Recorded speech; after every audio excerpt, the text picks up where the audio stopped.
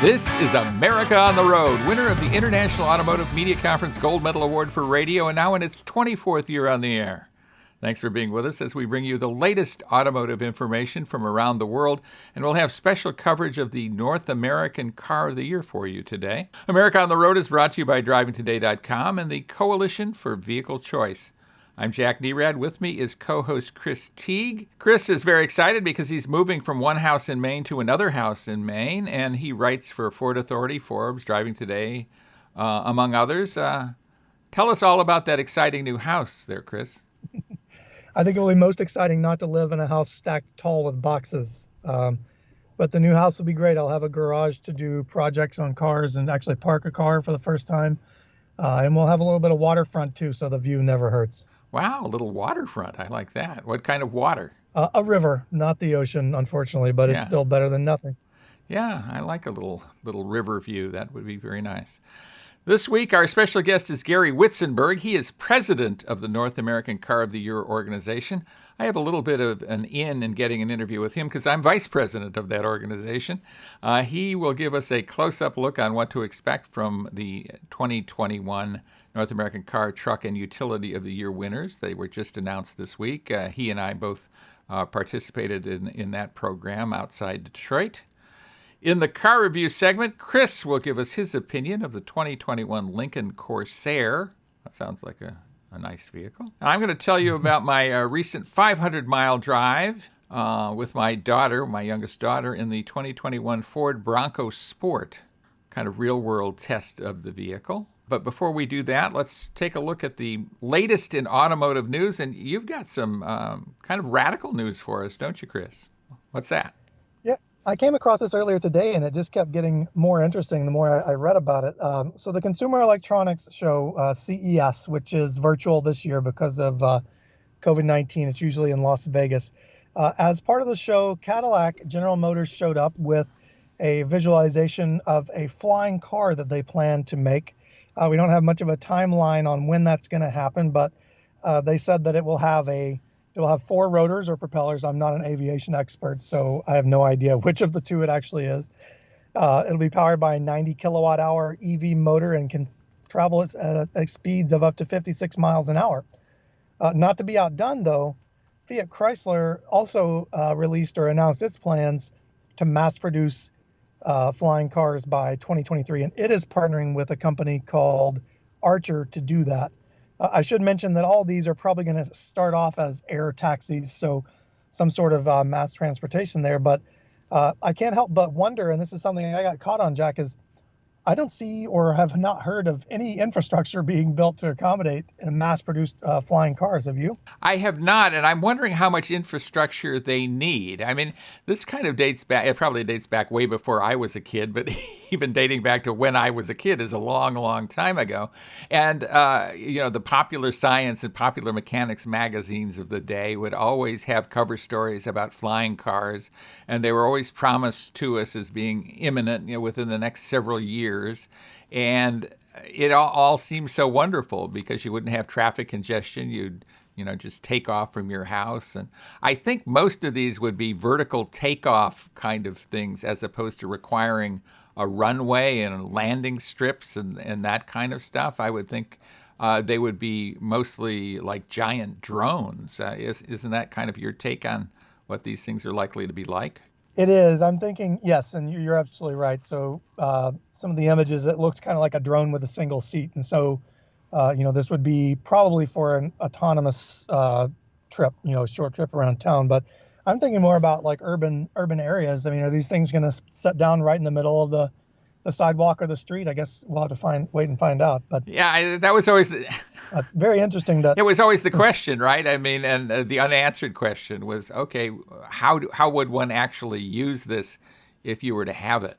And would you fly over to the grocery store and land it in the parking lot, and then take off from the parking lot and zip home, or maybe? I guess I don't know. Good question, right? It's actually promising that they're probably going to start autonomously, because I couldn't imagine the training required to not run into someone else as you're parking your flying car at the grocery store. Yeah, true enough. Well, we hear so many problems with drones in various neighborhoods and people hating drones and wanting to shoot them down and getting the old shotgun out to take down drones. I can imagine what it would be like if we have human-sized drones zipping around various neighborhoods. It'd probably really be crazy. And here's something else that I found a bit crazy. And it was announced at the same time, or virtually the same time, as we announced the North American Car of the Year. And that is that the North American International Auto Show, which was typically held in January every year and then was postponed from January. They were going to move to a midsummer or a June date, I guess. That's not really midsummer. But as summer broke, and then that all got flushed out the window because of COVID. Now they're not going to have a show at all. Its 2021 auto show is off. In its stead, there will be an event called Motor Bella, 2 words, Motor Bella, that's going to be held from September 21 through 26 in Pontiac, Michigan, close by to Detroit, Michigan. And it's going to be an outdoor extravaganza of automobiledom, but not a traditional auto show in any way, shape, or form. And I guess what this means is they have decided not to solicit manufacturers to have traditional auto show type displays. Probably not getting a lot of car manufacturers who are signing up. So they decided, okay, we're going to not do that this year. And instead, we're going to do this essentially kind of like a state fair or county fair, except all around cars. And what's your take on that, Chris? What do you think about that idea? I think it's pretty reasonable. It may not be what we as journalists expect or even get excited about every year, but it puts some more time in between now or the original date and the new date. So more people presumably will have been vaccinated by then.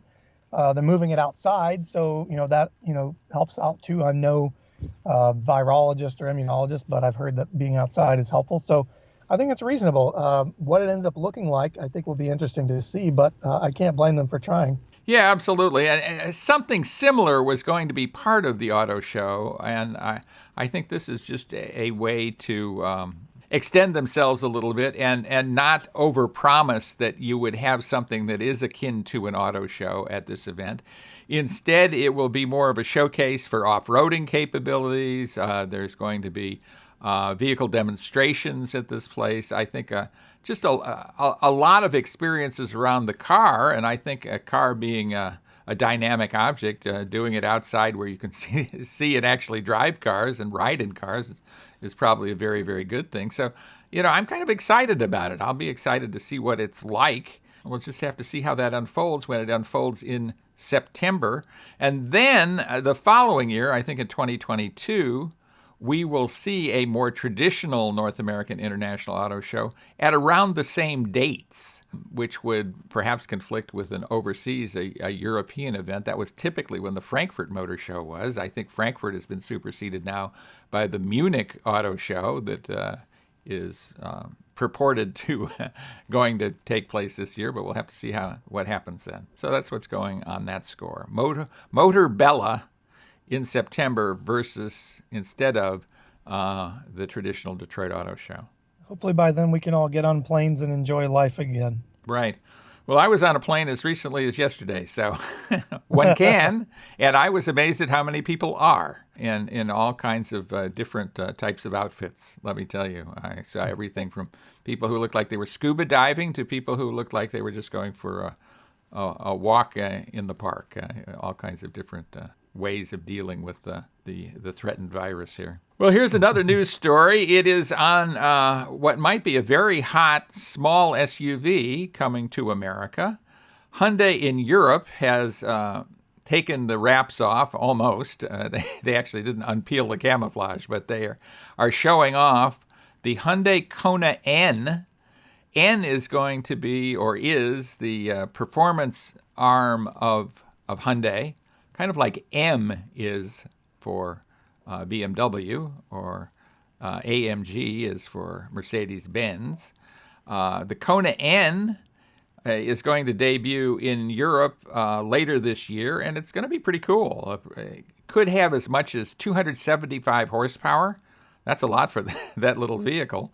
260 pound-feet of torque from a 2-liter turbocharged 4-cylinder engine. And it's going to have the 8-speed wet clutch, dual clutch transmission. So you got to like that. I think it would be exciting should it appear in the United States. And I think there's probably the good chance it will. Probably will not appear this year, at least for sale, but might appear next year as a 2022 or maybe even a 2023 model year vehicle. I'll take it. I think the standard cone is great. Hyundai and Kia both they both build a great or use a great dual clutch transmission, so no complaints there. The Veloster N was great, and I keep saying great, but the Veloster N was a solid effort, and so are the efforts they're putting into the Elantra line. So I'll be excited to see where they come out. I guess I've said this to you before, but the more family-oriented performance cars that are available, the happier I will be. So no complaints from me. Yeah, exactly. I'm right with you.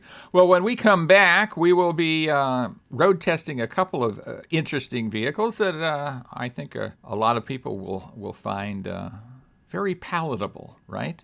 You were driving the Lincoln Corsair for 2021.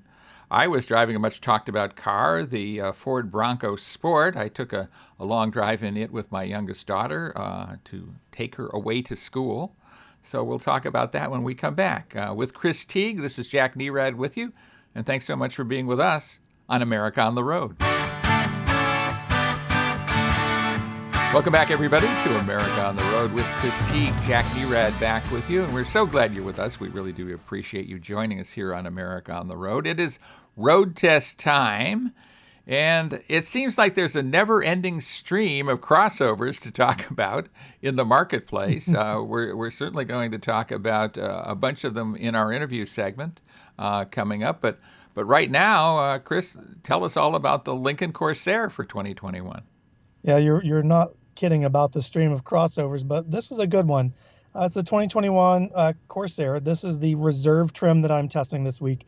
It comes with a 2.3-liter turbocharged inline 4, and the striking thing here is the horsepower number. It's a 280 horsepower inline 4 in a vehicle that's not all that much larger than a Ford Escape.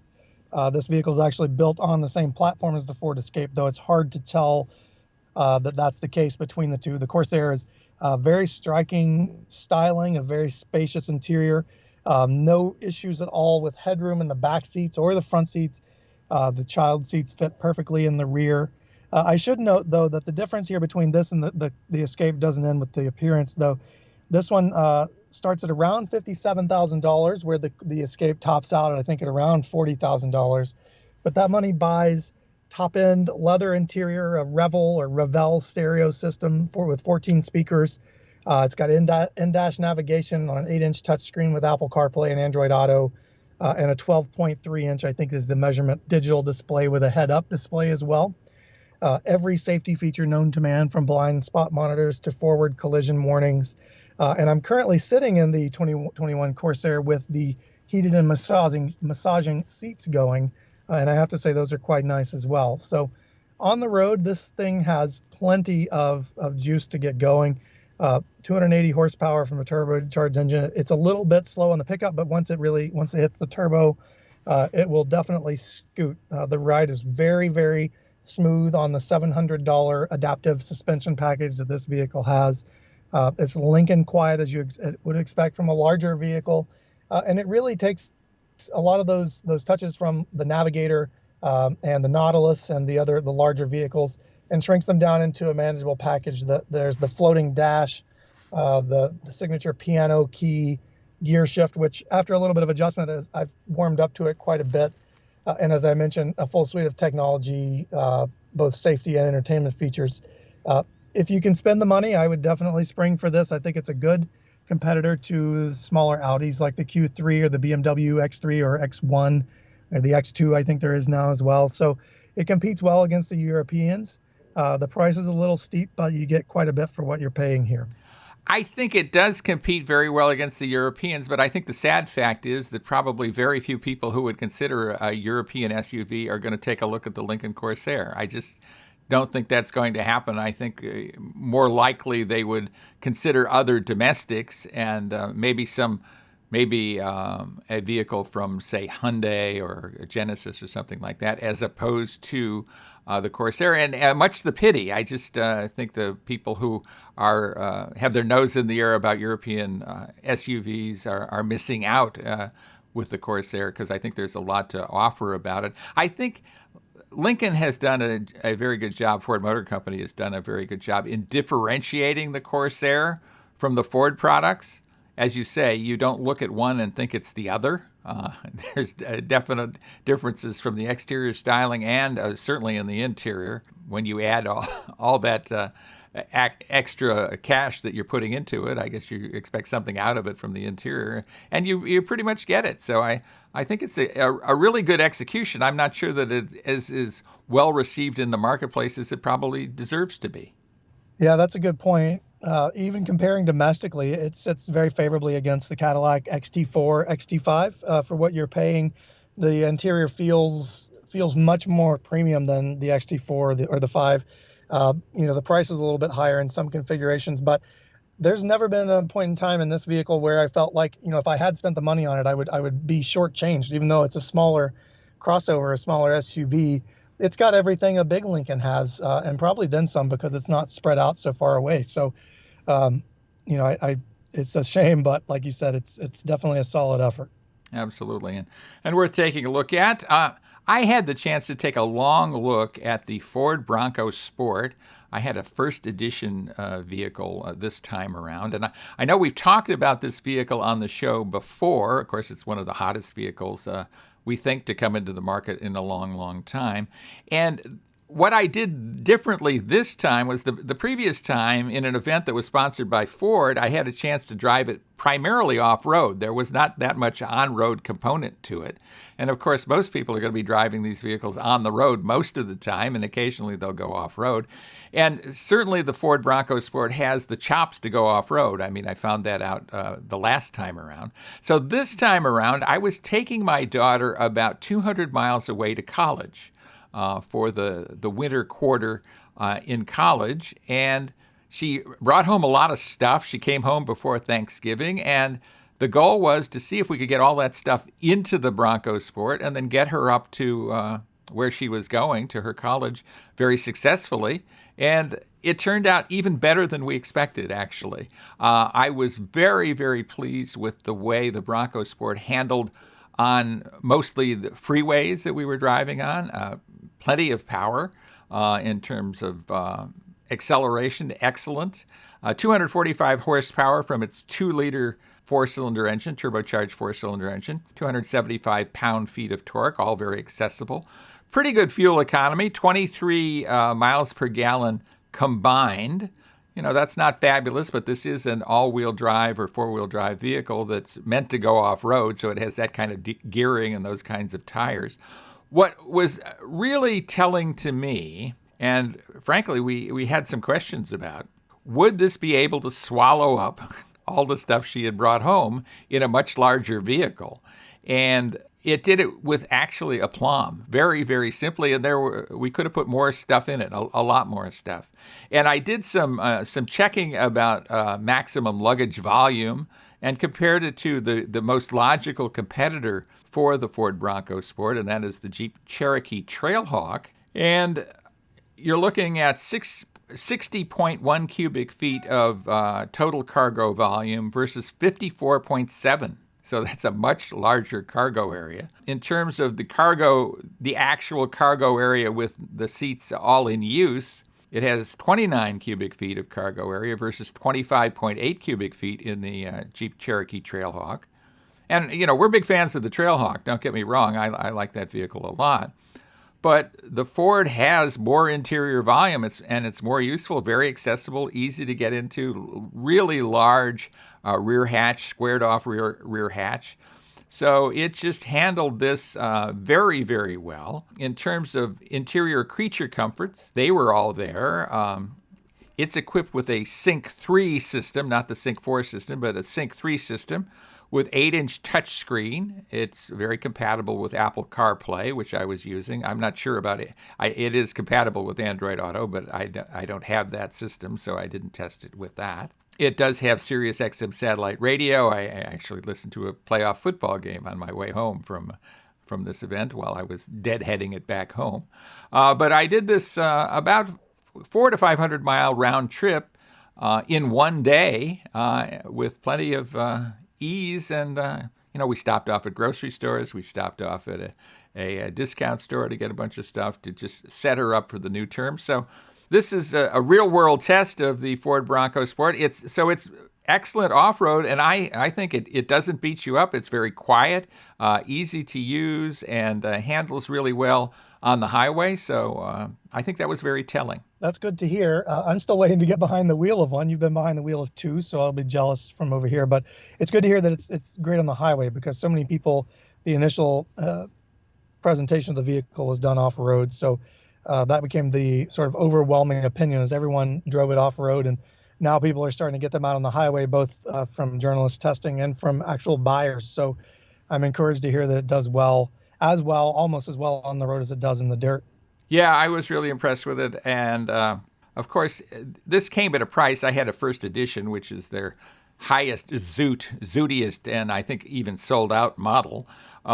Its price started at $38,000, $38,160. So that's a pretty stiff MSRP for a compact SUV. Certainly there are many others that are less expensive than that. But in terms of presence on the road, what it will do off-road, all its off-road capabilities, and then how it performs in everyday use, I think Ford has a big winner here, and I think they're going to sell an absolute boatload of the Ford Bronco Sport. Well, let's hope we see the big Bronco coming soon. Yes, and it's over the horizon, and I think we will see it soon. But I think in the meantime, a lot of people are going to be quite satisfied with the Ford Bronco Sport, and we're going to see a bunch of those on the road before very long. And when we come back, we're going to be taking your listener questions. So we'd love to hear from you. Give us a question, and we'll try to answer it on an upcoming show. With Chris Teague, Jack Nerad with you, and stay with us right here on America on the Road. Welcome back, everybody, to America on the Road with Chris Teague. Jack Nerad back with you, and we're so glad you're with us. We really do appreciate you joining us on America on the Road. We're here to help. That's why we're here, and you can help us, actually, by passing us along to fellow car buffs that you know. If you like the show, maybe they will too. So we'd appreciate it if you'd pass that along. And now we'd like to pass along a little knowledge that we've gleaned through the years here, maybe through the minutes more recently. Chris, it's question and answer time. What's your question for us? Today's question came in. It is, what does EPC mean in cars? EPC. EPC. Well, we have this alphabet soup in cars now, right? And a lot of it has to do with the electronic systems on cars. And you might guess that the letter E stands for electronic, and yes, it does. EPC stands for electronic power control. And it's a computerized ignition and engine management system that is used in Volkswagen Group vehicles. And of course, Volkswagen builds Volkswagens, Audis, Porsches, and some others, Bentleys. I'm not sure if Bentley uses EPC so much, but they probably do. It was designed initially just to manage ignition. I go back to when we had points and condensers, and then we went to transistorized ignition. And then we have electronic ignition and throttle functions, and that's where EPC came in. Its role kind of has been expanded in many models. It kind of oversees a variety of electronic systems, or at least interacts with electronic systems. So, for example, if electronic stability control were to experience a problem in your vehicle, in your Volkswagen Group vehicle, it would affect EPC, and EPC then might shut down the engine or put it into limp home mode, because it doesn't want to injure the car. So all these systems kind of work together these days. The typical car has an electronic control unit, or ECU, that essentially operates as the brain of the car. It tells different functions what to do. And if something malfunctions, it also picks that up and then does things like flashes warning lights and changes the operation of the vehicle. Your check engine light is liable to go on at the same time you get an EPC flash on your dash.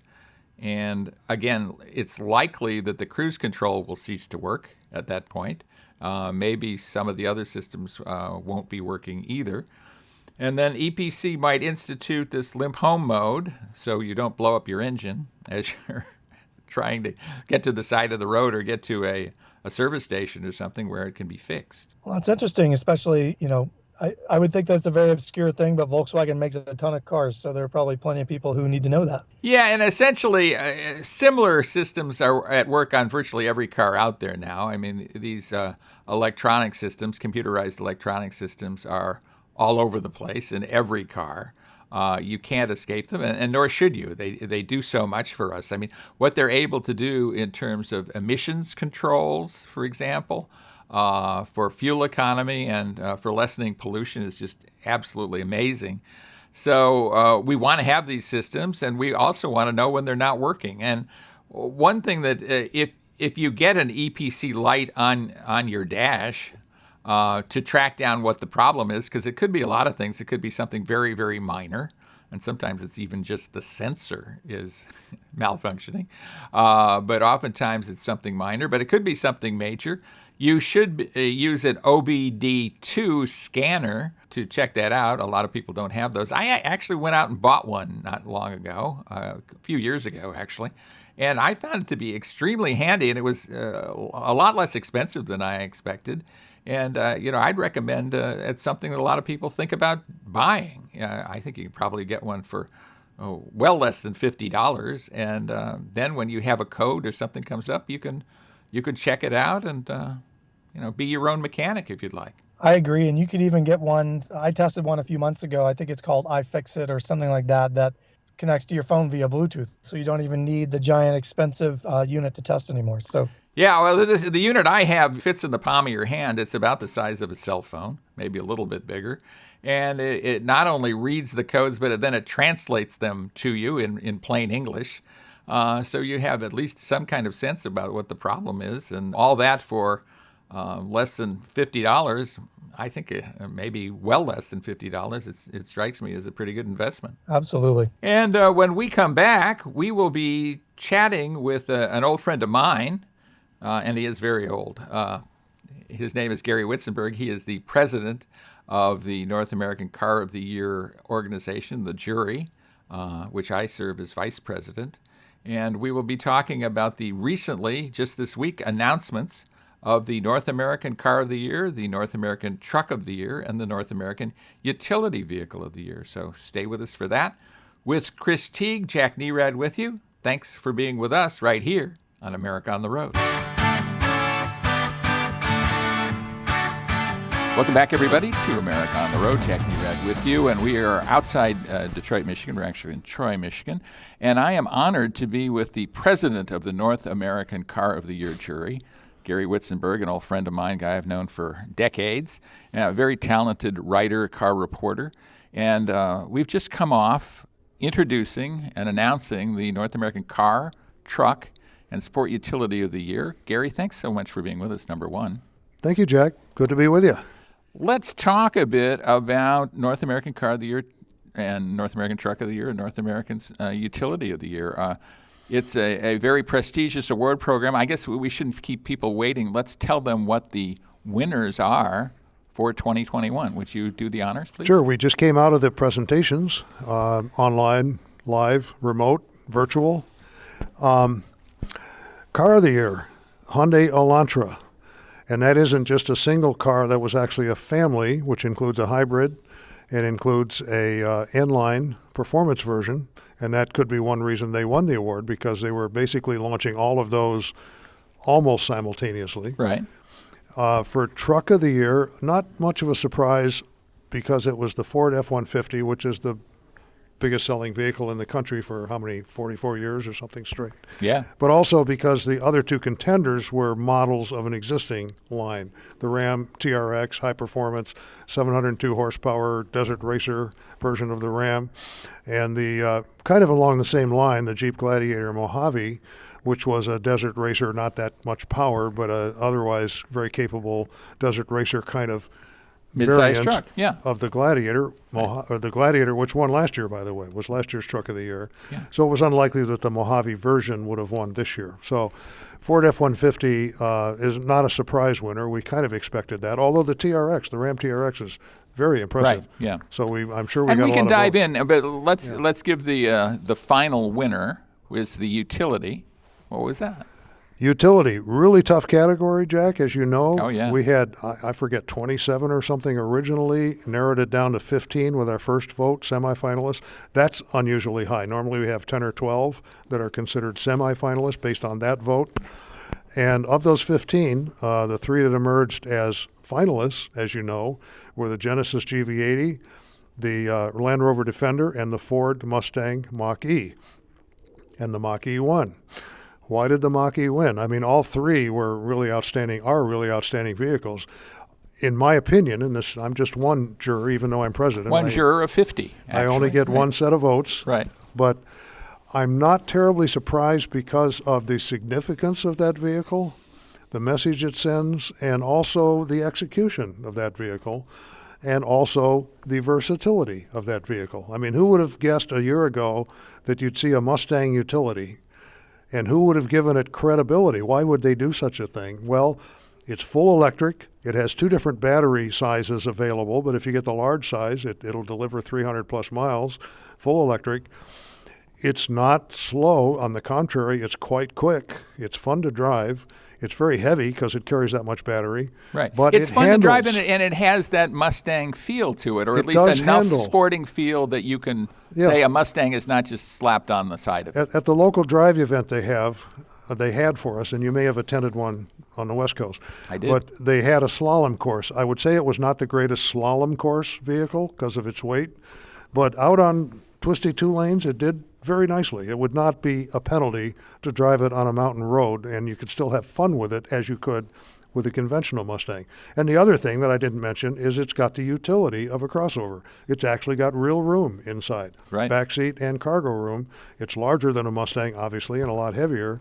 But combining all of those things, crossover utility, pure electric, and Mustang iconic brand, It's a lot to like. I think a lot of people were skeptical, maybe myself included. Was this the right thing to do, to put a Mustang badge on that thing? The more I look at it, the more I drove it.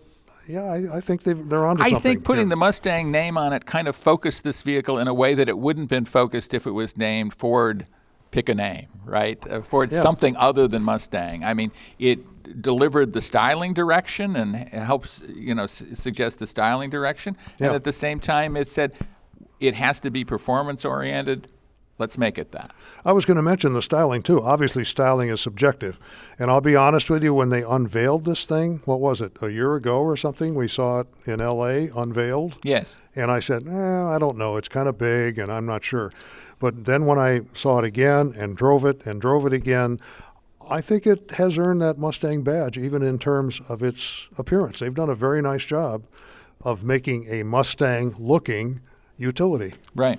Well, we kind of have made the deep dive into the individual vehicles here, and it's interesting that the first deep dive was on utility, because one thing that changed in 2020 was utilities became the biggest overall category. More than 50% of vehicles sold in 2020 were sport utility vehicles for the first time. So it's kind of apropos in a lot of ways. Maybe the most important award, if you want to rank the importance of the awards, is not Car of the Year so much anymore or Truck of the Year, but it might be Utility of the Year. What do you think about that? Well, it's not the biggest market segment yet, because I think trucks still are.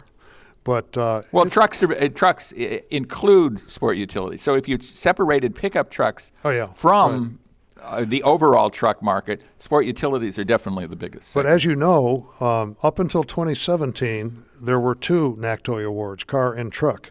And that got increasingly difficult because the sport utilities and the crossover utilities, which we call them, which are car-based Right. utilities, basically.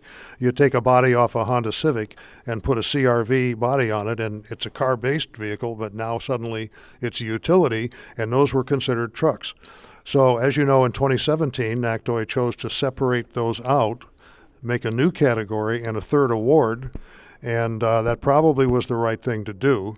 And as you say, it is the fastest growing segment of all sizes, very small ones and very large ones, like the new Cadillac Escalade, the Chevrolet Suburban, and the GMC Yukon. Yeah, I mean, and those are excellent vehicles. They didn't make the cut. They didn't even make the finalist cut. So that shows you. Right. I mean, you could take a look at, say, the Escalade and the technology on the Cadillac Escalade and everything that it brings to the party. And in another year, that might well have been the utility of the year, just because right. what it offers, right? So it shows you how deep the field was this year. And we are considering those large truck-based utilities as utilities, not as trucks, even though they're based on trucks, because that's the way the consumer perceives them, as utility vehicles. So it makes sense to have them in that category.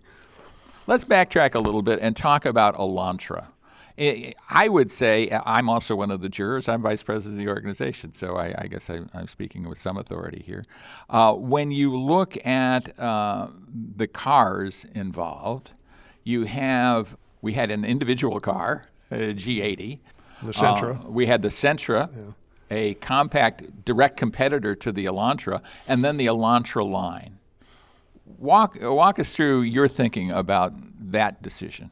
Well, I think it was a smart decision, first of all, for them to group them together, both from a public launch perspective, but also from a NACOTY competition perspective, because I think I can only speak for myself as one of 50 jurors like you, but I think that was a consideration, the fact that there were 3 very distinct variants of this new Elantra coming out at almost the same time.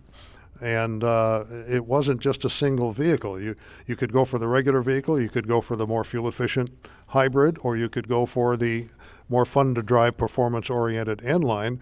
There's still another one coming, which was not considered this year, and that's the N itself, which is even higher performance. Even higher performance, like right? a track-capable version of it. That one's not available yet. But it's a smart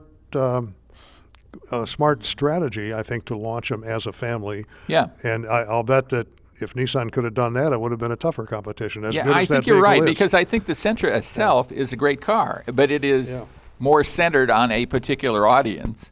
And they've taken some chances with the Sentra, but you can say with the Elantra, it is a broader base. And to tell you the truth, I'm not sure which one if I had the 4 to choose from, if I had the Sentra or the various Elantra variants, which one I would choose for myself. I kind of guess I might. The Sentra surprised everyone, I think, because the previous vehicle wearing that badge was nothing special. It was okay, nothing great. Sold okay, but not great in its segment. But this new one was a huge leap in every way, styling and features and quality and everything else. From the previous version, that surprised all of us, I think, and it's gotten a lot of good reviews, good kudos, very little negative about it. It's a strong competitor, and I'd be surprised. We haven't seen the vote totals yet from this last vote, but I'd be surprised if it wasn't a very close second. Yeah, and that's not to say the GV80 is not a terrific vehicle. Yeah. G80, right, is not a terrific vehicle. Also, it is. It's just a more specialized vehicle, right? Than Higher the other price. two, which are much broader appeal to a compact sedan versus a luxury sedan. Let's talk a bit about trucks. I mean, F-150 has been the champ in terms of sales for 44 years. I mean, it is a cornerstone of what Ford Motor Company is doing. To you, how big a leap forward is this F-150 versus the previous one? To be honest, Jack, I'm not entirely qualified yet to answer that definitively because I haven't spent that much time in it. I have driven it, but it was fairly brief. It was another vehicle that was launched late, so they did well to get it out to us as jurors at all around the country and in Canada. So I don't have a lot of time with it yet. It seems that it's built on what was already, if not the leader, certainly the sales leader, but it took what was already the top-selling truck, didn't change it in appearance a whole lot, but added a lot of features and a lot of, I think, some additional capabilities. And I don't know why it would not continue to lead the segment as good as the Silverado and the Ram are.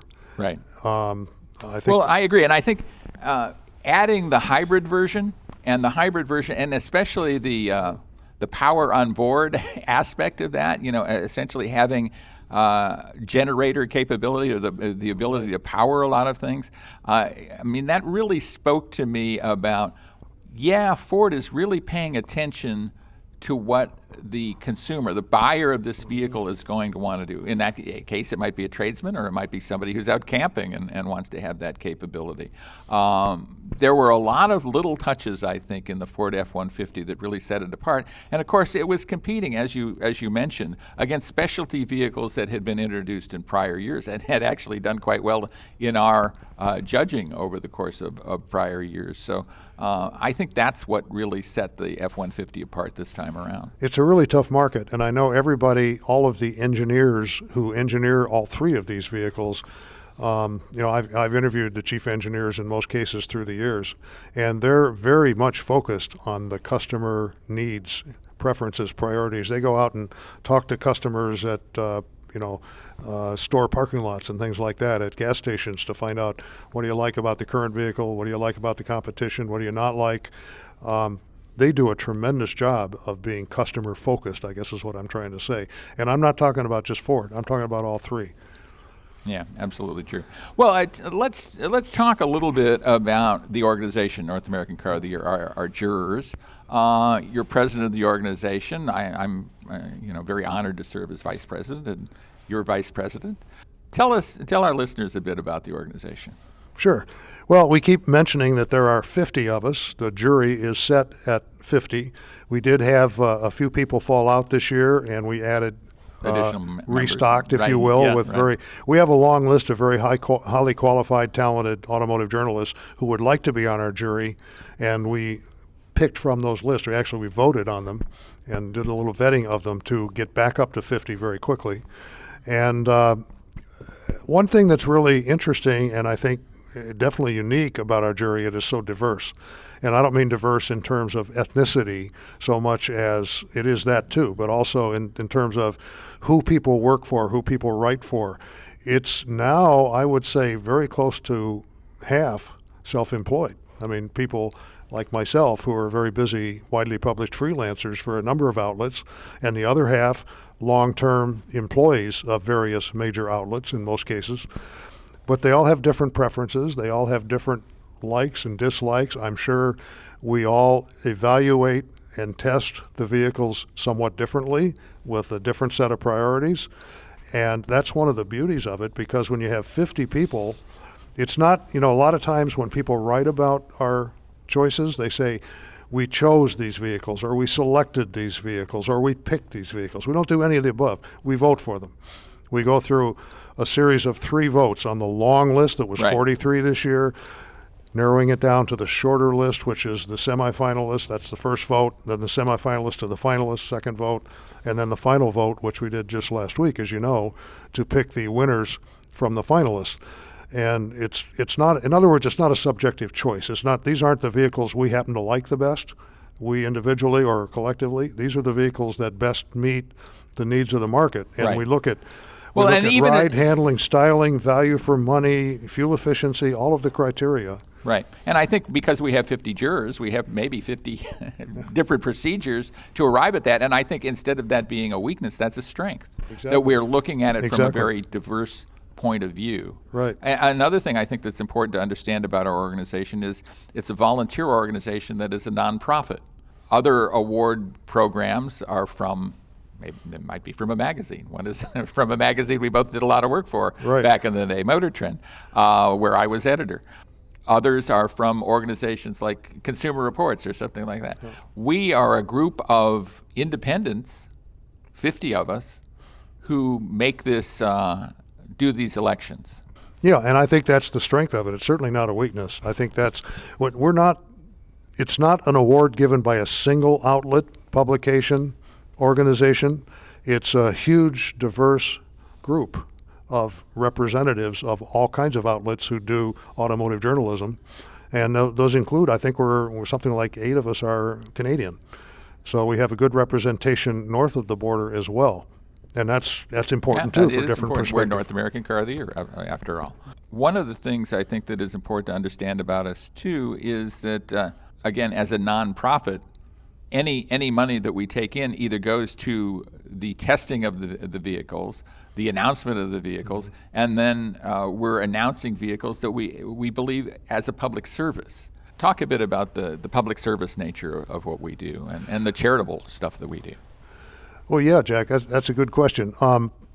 I think if you're out there as Mr. or Mrs. Miss Consumer, you'd like as much as information, credible information as possible from sources whom you trust and believe. And there's an awful lot of sources out there of information and reviews and criticisms of all these new vehicles. I'd like to think, and I think the data bears this out, that this is one of the top most trusted sources of information about the goodness, if you will, the worthiness, the value for money of all of these vehicles in the North American market. So I think that's important. I think the OEMs are very thrilled to get this. They see it as definitely a boost for their product's reputation and sales. It actually, research has shown that it does affect their sales when they win and they these see strong awards. credibility in these Right. awards. Yeah. And we'd like to think, and I think it's true, again, the data shows that the consumers also put a lot of stock in these awards, which vehicles win these awards. And I would think also semifinalists and even finalists. I mean, not just the winners. Yeah. We're pointing out what we as a group of diverse jurors think ought to be on their list or near the top of their list. Yeah, we took something like, I think there were, like 70 or something, potentials to begin with, and brought them down to 9, and then as finalists, and then brought them down to 3 that are the individual award winners in their 3 categories. We had 43 on the original long list, and that's only either all new vehicles or very substantially new vehicles, where not just a mid-cycle refresh where the vehicle gets a new grille and some new features. It's substantially new. A few of them were an existing vehicle that is almost all new because it's so substantially changed. So that narrows it down. But again, that's a long list to start with, 43, and then 27 semifinalists. Right. I wanted to mention, you also mentioned the charity thing. For the first time this year, NACOTY, and this was helped out by the Detroit Auto Dealers Association and the North American International Auto Show. They offered us a sum of $20,000 a year ago to give to charity in their name, but our choice of which charity would receive that. We matched that amount, and NACOTY put up another $20,000, and we ended up with a jury vote, and we ended up giving those to 2 very worthy charitable organizations. And again, we had several selections, and we let the jury decide on which ones got the most votes. Right. So very worthy stuff. And Gary Witzenbug, thanks so much for being with us. We do appreciate the president of the North American Car of the Year jury, that I serve as the vice president. So, as I say, thanks for being with us. Thank you, Jack. Always a pleasure. Stay with us, everybody. We'll be right back right here on America on the Road. So that was our interview with Gary Witzenbug, who is president of the North American Car of the Year organization, a nonprofit organization that is designed for consumer service to help people understand what the best new vehicles are in the marketplace each year. We thank him so much for being with us. And another guy I've got to thank for being with us is our friend from Maine, our Maine man, Chris Teague. Thanks so much for co-hosting again this week, Chris. We do appreciate it. Thank you, Jack, for having me again, and thanks everyone for listening. If you like what you heard, please hit the subscribe button and leave us a review. That'll help us continue to grow and get in front of more people who we can bring along for the ride. At least we hope. Absolutely, we hope, and we think that will actually happen. We're actually gaining listeners every week, and we're very happy about that. We thank you for passing us along. We also should pass along good wishes to Chris because he's moving from house to house. And that's going to take place over the course of the next several weeks. So let's wish him well doing that. And I wish all of you well out there in listener land for listening to us. And if you like the show, you might actually like my book, The GR Factor, Unleashing the Undeniable Power of the Golden Rule. It's a book that's available in a lot of different places, including on Amazon, at Barnes & Noble, Apple Books, and local bookstores. And we suggest you support your local bookstores and local retailers when you can. So by all means do that. And by all means, please join us again next time for another edition of America on the road.